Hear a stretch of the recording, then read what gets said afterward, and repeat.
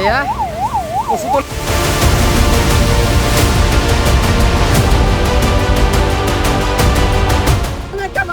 তুমি আহি কিনে বাঁচাও আমাক তুমি যেনেকা পাৰো সেনেকা মোক আহি কিনে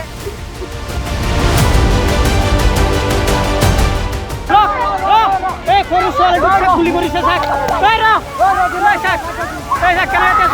সৰু ছোৱালীটোক কেনেকে তেজটো গুলি মাৰিছে পুলিচে পুলিচে কেনেকে গুলিয়াইছে চাক চাক ৰাইট চাক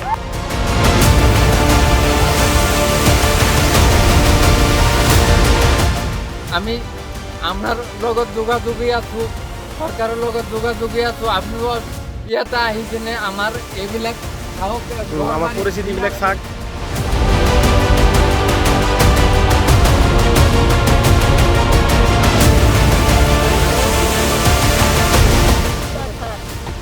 আমি দুঃখে মানুষ আমার কেই কোনটা নাই দুনিয়ার কিছু নাই আমার খারাপ করছে আমি আজকে কি করবো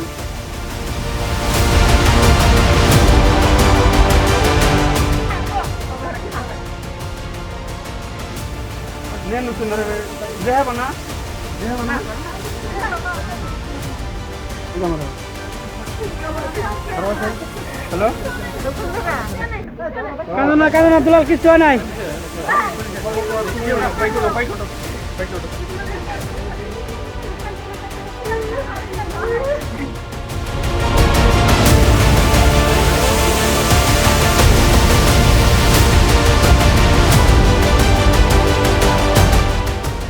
গছৰ তলতে বসবাস কৰি আছে এতিয়া আমাক চাবলৈ কোনো এটা মানুহ অহা নাই 2 নম্বৰ কথা হ'ল ৰাতিপুৱাৰ পৰা কমচে কম 10টা পৰ্টেলত ফোন কৰিছোঁ কোনো এটা পৰ্টেলে ৰেছপন্স দিয়া নাই আমাক আপোনালোকক আমি অনুৰোধ জনাইছোঁ আপোনালোকক এদিনো মোক চাবৰ কাৰণে অহা নাই 3 দিন হ'ল আমাৰ ল'ৰা ছোৱালী কেনেকৈ আমি লৈকে থাকি আছোঁ আমি কেনেকৈ কি চলি আছোঁ এবাৰো খবৰ লোৱা নাই মোক আমি কেনেকৈ জীয়াই থাকোঁ আমাৰ মৰা বাচা ইয়াত সমান হৈ গৈছে এতিয়া মোক কেনেকৈ সহায় কৰিবা কেনেকৈ আমাক বাচাই ৰাখিবা কেনেকৈ কি কৰিবা তোমাক আমি আগবাঢ় জনালোঁ আমাক কেনেকৈ বাচাবা তুমি আহি কিনে আমাক একবাৰ চাই যাওঁ চাই যায় এনেকৈ কেনেকৈ আমাক সহায় কৰি কেনেকৈ কি কৰিবা আমাক বাচাও আমাক কেনেকৈ হাৰাশাস্তি দি আছে এনেকৈ হাৰাশাস্তি দি আছে মোক মাৰি পেলাও ইয়াতে আজি প্ৰায় 25-30 বছৰ ধৰি বসত কৰি আছোঁ আমাক মাটি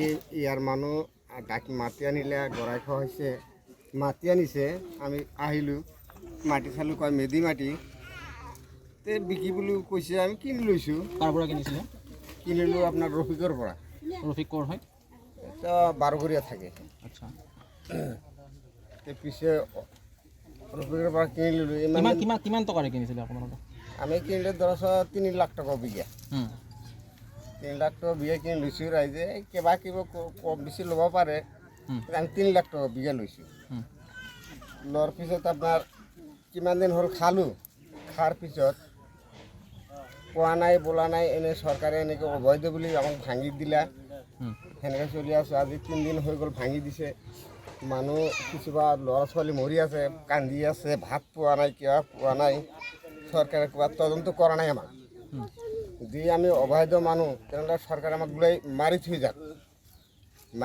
নহ'লে কিবা কৰি ৰাস্তা দিয়ক আমাক ক'ত থৈ দিয়ক তেনেকৈ হাৰাশাস্তি কৰিব নালাগে যদি আমি অবৈধ হৈছোঁ তেনে আমাক ক'ত দিব সেইখানে থৈ আহক আমাৰ এইখানে আবৃত্ত মহামান আদালতৰ তাত আমি খুব অনুৰোধ কৰিছোঁ আমাক কিবা ব্যৱস্থা কৰি লওক ব্যৱস্থা দিয়ক ঠাই দিয়ক আমি ক'ত যাম কি খাম কি কৰিম কোনোফালে যাব নিদিয়ে আমাক আমি স্কুলত দিব পৰা নাই আমাৰ যে কি অসুবিধা হৈছে আমি থাকিব পৰা নাই এইখিনি আমি কি কৰিছোঁ মামা ইয়াতে কেনেকৈ আমি থাকিম আপোনালোকে অলপ সহায় কৰক আমাক চাই যাওক আমাক সহায় যদি নকৰে তেনেহ'লে আমি ইয়াতে কেনেকুৱা তেনেহ'লে আমাক মাৰি পেলাক মুখ্যমন্ত্ৰী মহোদয় চাহাব মই এজন দুখীয়া মানুহ মই ইয়াতে এটা চৰকাৰী ঘৰ পাইছিলোঁ কিন্তু মই আপোনাৰ আদেশত ইয়াৰ পৰা উঠি যাব লগা হৈছে কাৰণ ইয়াতে মই বহু বছৰ ধৰি ইয়াতে বসবাস কৰি আছোঁ ইয়াতে গছ পুলি বহুত কিছু মই লগাইছোঁ কিন্তু এতিয়া আপোনাৰ আদেশত মই উঠি যাব লগা হৈছে এইটো আমি মানি লৈছোঁ কিন্তু মই বৰ দুখিত মোৰ ল'ৰা ছোৱালী মাত্ৰ 2-3টা মাত্ৰ আছে ইহঁতক মই পোহপাল দিব পৰা নাই। যেনে তেনে এই মাটিতে মই আছিলোঁ। এতিয়া চৰকাৰে মোক এটা ঘৰো দিছিল, সেই ঘৰখিনিও মোক ভাঙি দিলে। মই লিখা পঢ়া সিমান জানা নাই। আপোনালোকৰ ওচৰত কি দাবী কৰিম, মোক সোনকালে অলপ সংস্থাপন যদি দিয়ে। তাই আবেদন জনাইছোঁ, আমাৰ ইমানখিনি মানুহ যে ঘৰ বাৰী ভাঙিছে, আজি 3 দিন হৈ গ'ল ঘৰ ভাঙিছে। এটা প্ৰশাসনৰ মানুহ আমাক এতিয়ালৈকেও দেখা নাই। মোৰ যে ইমান সৰু সৰু ল'ৰা ছোৱালী আছে, বাচ্চাবিলাক আছে, এইবিলাকক কোনে চায় আপোনালোকে কওক। একবাৰ চিন্তা কৰক অসমৰ মুখ্যমন্ত্ৰী মহোদয়, একবাৰ চিন্তা কৰক। আমাৰ বাবা এটা পাগল মানুহ, কিমান কষ্টকে আমাক ডাঙৰ কৰিছে, আমি পঢ়িব পৰা নাই। আমাৰ বাবা আমাক পঢ়াব পৰা নাই টকাৰ অভাৱত। ভাবিছিলোঁ বাচ্চা দুটাক মই পঢ়াম অলপ, ভাবিছিলোঁ মই বাচ্চা দুটাক অলপ পঢ়াম মামা। একদম বৰবাদ হৈ গৈছে জীৱনটো, আৰু কি কৰিম আৰু মামা। মই মোৰ জীৱনটো বৰবাদ কৰি দিছে মামা। মোৰ বাচ্চাবিলাকক এতিয়া কোনে চাব মামা। আজি 3 দিন হ'ল মামা, অলপ কিবা খাব পৰা নাই, ভাত বনাব পৰা নাই। আপোনালোকে এইবিলাক চাওক, আমি ক'ত বসবাস কৰি আছোঁ। আমি কি অসমৰ মানুহ নহয় নেকি মুখ্যমন্ত্ৰী ডাঙৰীয়া? মামা আবেদন কৰিছোঁ, আমি কি অসমৰ মানুহ নহয়? আমি যদি অসমৰ মানুহ নহওঁ তেতিয়াহ'লে আমাক ওলাই দিয়ক এইটো গাঁও, ইয়াৰ পৰা ওলাই আমাক বাংলাদেশত পঠাই দিয়ক। আমাৰ NRC চাক, ডকুমেণ্ট চাক, আধাৰ কাৰ্ড চাক, লাগিলে মোৰ দাদাৰ ডকুমেণ্ট চাক, তথাপি ওলাই দিয়ক।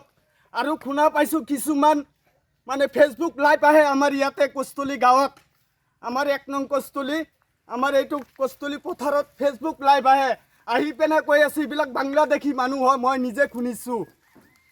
আমি যদি বাংলাদেশী মানুহ হওঁ, ইমান যদি কাৰোবাৰ দম আছে, আমাক ওলাই দিয়ক বাংলাদেশী মানুহ, ইয়াৰ পৰা ওলাই দিয়ক মানুহ।